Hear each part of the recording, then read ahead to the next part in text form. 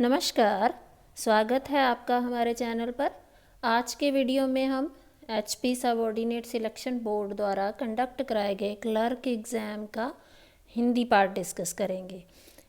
जो भी student HP police constable या अनदर कॉम्पिटिटिव एग्ज़ाम्स की प्रेपरेशन कर रहे हैं, उनके लिए हम प्रीवियस ईयर एग्ज़ाम्स जो हैं वो डिस्कस कर रहे हैं, ताकि जो भी स्टूडेंट्स हैं, कैंडिडेट्स हैं, उनको अपनी प्रेपरेशन में हेल्प हो सके, टॉपिक्स से रिगार्डिंग अवेयरनेस हो सके कि कौन से टॉपिक्स किस पार्ट में से पूछे जाते हैं या कौन से टॉपिक्स जो हैं वो ज़्यादा इम्पोर्टेंस रखते हैं, और साथ ही साथ उनकी रिवीजन भी हो जाए। तो चलिए स्टार्ट करते हैं इस क्वेश्चन पेपर का हिंदी पार्ट, जिसमें सबसे पहला क्वेश्चन हमारा आया हुआ है 161, दैट इज़ सोना शब्द का प्रत्यय बनता है। जब आप हिंदी ग्रामर पढ़ते हैं तो आपने एक चैप्टर वहाँ देखा होगा, उपसर्ग एंड प्रत्यय। ठीक है, तो प्रत्यय जो होते हैं ये दूसरे शब्दों के साथ मतलब एंड में जुड़ते हैं हमेशा। जैसे सोना है तो सोना के पीछे कुछ ऐसा जोड़ा जाएगा, ठीक है, तो कुछ अलग हमारे पास एक नया शब्द बन जाएगा, जिससे उसका मीनिंग जो है वो बदल जाता है, परिवर्तन हो जाता है उसके मीनिंग में। तो ये जो प्रत्यय शब्द होते हैं ये हमेशा बाद में जोड़े जाते हैं। ठीक है, उपसर्ग जो होते हैं, एक होते हैं उपसर्ग और एक होते हैं प्रत्यय। तो प्रत्यय जो होते हैं वो हमेशा पीछे जोड़े जाते हैं, मतलब सोना के पीछे हमें कुछ लगाना है ताकि एक नया मीनिंग हमारे पास आ जाए बन के, एक नया शब्द हमारे पास हमें मिल जाए। और उपसर्ग जो होते हैं वो इससे आगे जुड़ते हैं। तो हमें यहाँ प्रत्यय पूछा है कि सोना शब्द का प्रत्यय क्या बनता है, मतलब सोना में अगर हम कोई ऐसा शब्द लगाएं, ठीक है, तो कोई एक एग्जैक्ट मीनिंग जो सोना शब्द से बनेगा वो क्या बनेगा। ठीक है जी, तो यहाँ पे अगर हम ऑप्शंस पे जाएं, देखिए ए तो बहुत ही सोव, ये तो कोई शब्द ही नहीं बना। बी है हमारे पास सुनार, सी है सुनाई एंड डी है सुनबाई। तो यहाँ पे जो एग्जैक्ट इसका जो मतलब प्रत्यय बनना चाहिए वो है सोना में हम पीछे शब्द लगाएं आर, या कहें कि प्रत्यय लगाएं आर, तो ये बन जाता है हमारे पास सुनार। ठीक है जी, तो यहाँ पे जो राइट आंसर है वो है ऑप्शन बी।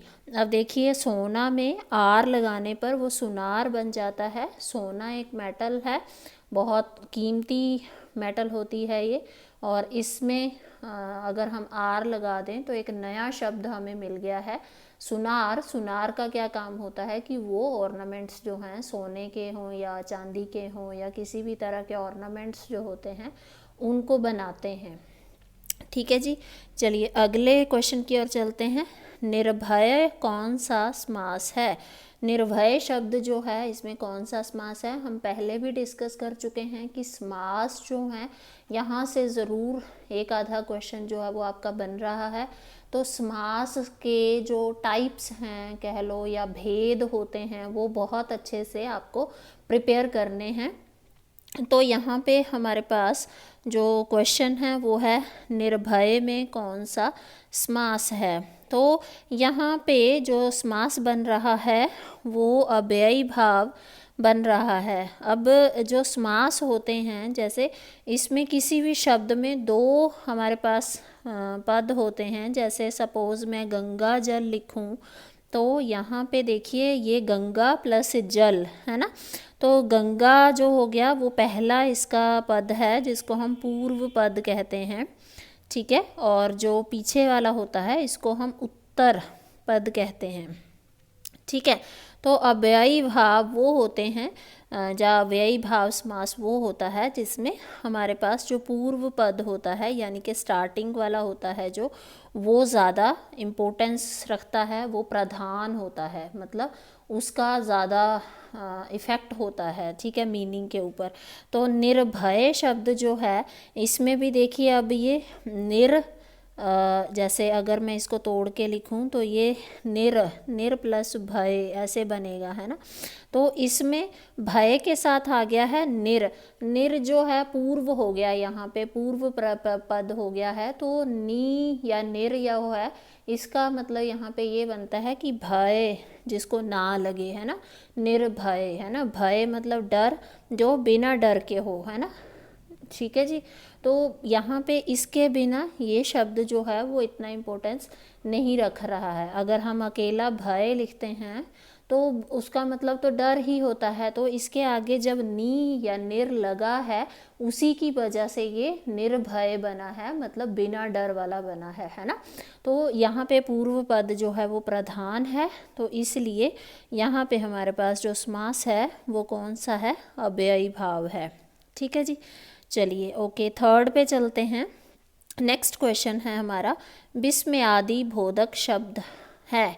विस्मयादि बोधक शब्द कौन सा है? यहाँ पे जो हमारे पास ऑप्शन है, अरे, यहाँ तक, कभी।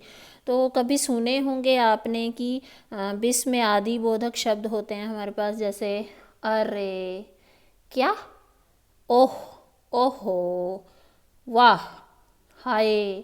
मतलब हम कोई ऐसी चीज़ देखते हैं, सुनते हैं, कोई बुरी खबर सुनते हैं, है ना, या कोई अच्छी खबर सुनते हैं, तो हमारे मुंह से अचानक ही निकलता है कि अगर हम कुछ अच्छा सुनते हैं, अरे वाह, हम ऐसा बोल देते हैं। अगर कुछ बुरा सुनते हैं तो बोलते हैं हाय, ऐसा हो गया। मतलब ऐसे शब्द जिनसे कोई आश्चर्य की भावना का पता लगता है, मतलब आश्चर्य, हमें एकदम से सरप्राइज हो जाए हम, कोई हमें गुड न्यूज़ मिल जाए या कोई बैड न्यूज़ मिल जाए, एकदम से हम शॉक्ड जिस सिचुएशन में आ जाएं, तो हमारे मुंह से जो अचानक से शब्द निकलते हैं उनको हम विस्मयादि बोधक शब्द कहते हैं। ओके जी। तो यहाँ पे ये जो ऑप्शंस हैं इसमें से हमारे पास जाता है अरे। अरे शब्द जो है, अरे क्या हो गया, अरे गिर गया, मतलब कुछ भी, है ना। तो हमारे मुंह से अचानक से अरे निकलता है, तो ये आश्चर्य वाले शब्द है ना, मतलब हमें सरप्राइज प्रकट करना हो, चाहे अच्छी बात के लिए हो चाहे बुरी बात के लिए हो, तो जिन शब्दों को हम यूज़ करते हैं उनको विस्मयादि बोधक शब्द कहा जाता है। चलिए आगे चलते हैं। अगला क्वेश्चन है हमारे पास, क्रिया विशेषण है। इनमें ये जो नीचे दिए गए शब्द हैं, इनमें क्रिया विशेषण शब्द कौन सा है, मतलब जिसमें कुछ थोड़ा सा क्रिया का पार्ट भी है और कुछ स्पेशल, उसमें स्पेशलिटी भी है, विशेषता भी है। तो यहाँ पे देखिए, आगे, मन से, या, तथा, 4 ऑप्शन दिए गए हैं। तो ऐसा शब्द चूज़, आपको ऐसा ऑप्शन चूज़ करना है जिसमें क्रिया विशेषण है, मतलब क्रिया है पर उसमें कोई विशेषता है। तो यहाँ पे आएगा आपका मन से। अब मन से, अब अगर मैं बोलूँ आपको कि ऐसे बोलते हैं हम सेंटेंस की, मन से पढ़ाई करो, है ना, तो मतलब पढ़ाई करनी है, पर किस तरह से करनी है, मन से करनी है। मतलब एक विशेषता आ रही है वहाँ पे एक विशेषता प्रकट हो रही है कि कोई भी काम आपको करना है तो आप मन से करिए, है ना, तो वो उसकी विशेषता है। और क्रिया मतलब कोई भी काम आपको तभी आप अच्छे से कर पाते हैं जब आप उसमें मन से जुड़े हैं, है ना। तो यहाँ पे ये वाला जो आपका बी ऑप्शन है, मन से, उसमें क्रिया और विशेषण दोनों ही आ रहे हैं, तो ये वाला ऑप्शन आपका बिल्कुल सही है। चलिए आगे चलते हैं। नेक्स्ट क्वेश्चन है हमारा, रूढ़ी शब्द हैं। अब ये रूढ़ी शब्द क्या होते हैं?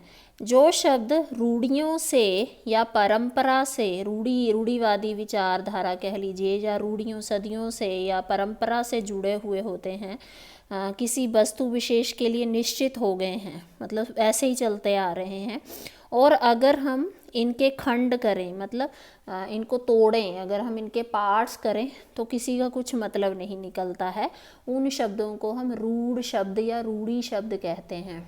अच्छा, एग्जाम्पल के तौर पे मैं बोलूँ कि लोटा, है ना, या हम कह दें पगड़ी, है ना, ये शब्द है ना।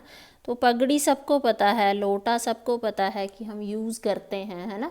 तो ये जो शब्द हैं, कुछ ऐसे शब्द होते हैं जो रूढ़ियों से या परंपरा से जुड़े हुए हैं, मतलब काफ़ी टाइम से ये as it is he use होते आ रहे हैं, इनमें किसी तरह का कोई परिवर्तन नहीं किया गया है।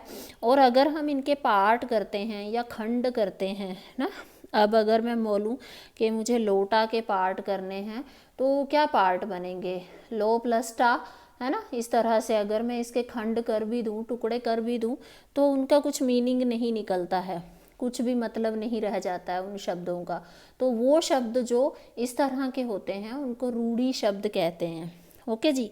तो यहाँ पे ऐसा कौन सा शब्द है, तो यहाँ पे हमारे पास ऐसा शब्द है सड़क। सड़क जो है वो एक रूढ़ी शब्द है, ये काफ़ी पुराना शब्द है, ये हम एज इट इज़ ही इसको यूज़ करते आ रहे हैं, हम अभी भी इसको सड़क ही यूज़ किया जाता है, ठीक है। और इसके अगर हम खंड करते हैं, मतलब स प्लस ड़ प्लस क करें, है ना, या सड़ प्लस क करें, तो कुछ मीनिंग नहीं निकलता है ना। अलग अलग अगर हम इसके खंड तोड़ देते हैं, खंड माने होता है टुकड़े करना, अगर हम इसके टुकड़े करते हैं तो किसी शब्द का कोई मीनिंग नहीं होता है। तो ये हमारा यहाँ पे रूढ़ी शब्द है। चलिए आगे चलते हैं। 166 है शुद्ध शब्द है। अब हमारे पास नीचे 4 ऑप्शन हैं, इनमें से सबसे शुद्ध वाला जो शब्द है वो कौन सा है, दैट इज़ आनुषंगिक है। ये लास्ट वाला जो हमारा राइट ऑप्शन है दैट इज़ आनुषंगिक। आनुषंगिक का मतलब होता है कि जो आपका कह लीजिए कि अनावश्यक रूप से किसी के साथ या पीछे होने वाला, है ना। मतलब ज़रूरी नहीं है कि ऐसा हो, पर अनावश्यक रूप से या गौण रूप से किसी के साथ रहे या किसी के पीछे हो जाए, है ना। मतलब किसी के साथ हो जाए या किसी के पीछे हो जाए, अनावश्यक रूप से बिना मतलब के ही हो जाए, तो उसको आनुषंगिक कहा जाता है, ठीक है। चलिए आगे चलते हैं। अवनी का विपरीतार्थक शब्द, ये वाला जो क्वेश्चन है ये कई सारे एग्जाम्स में हिंदी पार्ट में देखने को मिलता है। अवनी का विपरीतार्थक शब्द, इसको आप एज इट इज़ ही रट लीजिए कि अवनी का विपरीतार्थक अंबर आएगा।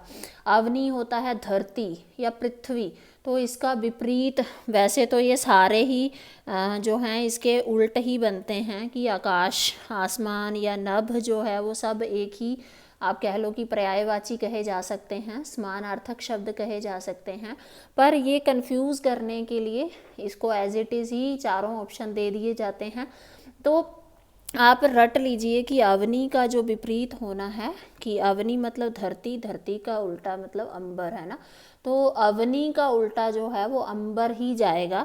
तो इसको आप ऐसे ही रट लीजिए कि, क्योंकि ये क्वेश्चन बहुत सारे एग्जाम्स में देखने को मिलता है, क्योंकि जो कैंडिडेट्स हैं वो इन सब में कंफ्यूज हो जाते हैं, क्योंकि सबका मतलब तो एक ही बनता है ना, सेम ही मीनिंग है, ये सारे पर्यायवाची शब्द ही हैं एक तरह से, है ना, ठीक है। पर जो राइट ऑप्शन है, अवनी का उल्टा जो अगर पूछा जाए तो अंबर ही आएगा। ओके जी। चलिए नेक्स्ट जो है हमारे पास 168, दैट इज़ पृथ्वी का विशेषण। विशेषण शब्द वही होते हैं, विशेषण वहाँ यूज़ किया जाता है, यहाँ किसी चीज़ की विशेषता की बात हो रही होती है, किसी बात का विशेषता हमें बतानी हो कि किसी में भी कोई भी स्पेशलिटी है, ठीक है। तो पृथ्वी का विशेषण यहाँ पे बनेगा आपका पार्थिव, ऑप्शन ए, ठीक है। पृथ्वी से बना है पार्थिव, ठीक है, पृथ्वी का विशेषण बनता है पार्थिव। ओके नेक्स्ट जो है, जिसका जन्म पहले हुआ हो, मतलब जो पहले आपसे बड़ा हो। आप सपोज़ अपने आप को इमेजिन करो जो आपसे बड़ा है, जिसका जन्म आपसे पहले हुआ है ना, तो उसको क्या कहते हैं, अग्रजा, अर्गजा, अग्रज या आग्रज।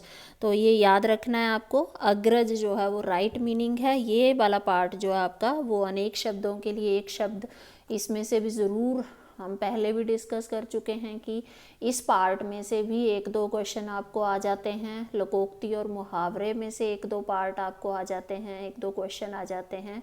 सिमिलरली विलोम शब्दों में से या पर्यायवाची शब्दों में से भी ज़रूर क्वेश्चन जो हैं वो आपके बनते हैं। तो इसके साथ साथ अब समास जो है वहाँ से भी क्वेश्चन जो है वो बन रहे हैं। तो इन चैप्टर्स को तो बहुत अच्छे से प्रिपेयर करिए, ठीक है जी। चलिए 170 जो हमारा हिंदी का लास्ट पार्ट है, लास्ट क्वेश्चन है यहाँ पे। देखिए मुहावरा, अभी अभी मैं आपको बोल के हटी हूँ कि मुहावरे और लोकोक्ति में से ज़रूर एक दो क्वेश्चन जो हैं स्पेशली मुहावरे, है ना, मुहावरे तो बहुत अच्छे से आप प्रिपेयर कर लीजिए, क्योंकि ये मुहावरे में से हर एक तरह के पेपर में 1 से 2 क्वेश्चन जो हैं वो ज़रूर पूछे जाते हैं। ठीक है जी। तो आँख में गड़ना शब्द का मुहावरे का अर्थ है लालच होना, प्यार होना, बहुत अच्छा लगना या चुभना। तो इसका आंसर है लालच होना, आँख में गड़ जाना। लालच मतलब किसी भी चीज़ को देख के आंखें गड़ा लेना, तो उसका मतलब होता है कि हमें उसके प्रति लालच हो रहा है। तो ये इसका राइट मीनिंग है। ठीक है, तो इसी के साथ इस पेपर का हिंदी पार्ट जो है वो हम डिस्कस कर चुके हैं। इसी तरह के और वीडियोस देखने के लिए लाइक करें, शेयर करें, सब्सक्राइब करें हमारे चैनल को। Thank you.